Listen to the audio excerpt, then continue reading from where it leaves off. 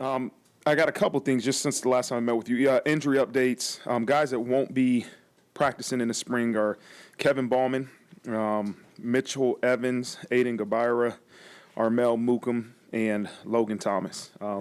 Mike Mickens now is the defensive backs coach. He'll be responsible for the entire back end.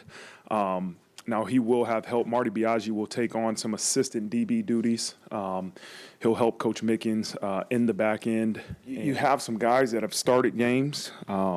Even Charles Jagasaw started a game.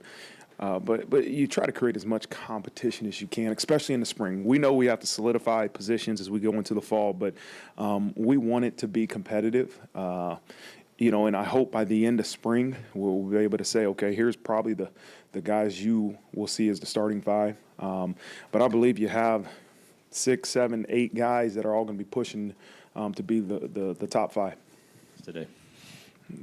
They can run, right? And I think I saw more deep balls caught, in this practice than I've seen in a long time. And so it was really good to see, right? And it's going to be great for both sides. The speed, the ability to throw the ball downfield is going to obviously be great for our offense, but it's going to be a great challenge for our DBs. And so, I can't wait to see this competition as we go throughout the spring. And Chad's elite at what he does. And the opportunity for him to lead our entire personnel staff is, to me, something that's earned. And he's earned that right, and he's doing a great job. And as I said, he does such a good job at what he does. That's not just connecting with recruits, but planning, leading a group of people in evaluations.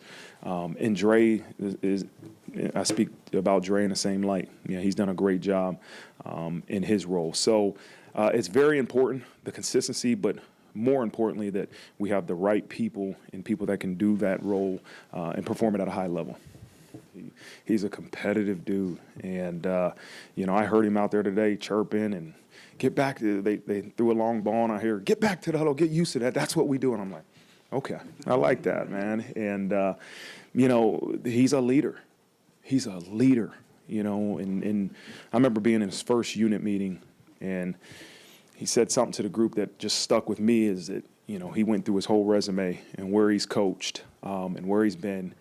And, LSU's a great place, right? And they have the same goals that Notre Dame has. And he said the reason why he chose to come back to Notre Dame was the students, the athletes, and being able to coach those guys. And that meant a lot for me to hear, and I'm sure it meant a lot for our players to hear. And so I'm excited to have him as the leader of our offense and excited to see what is going to happen with this offense.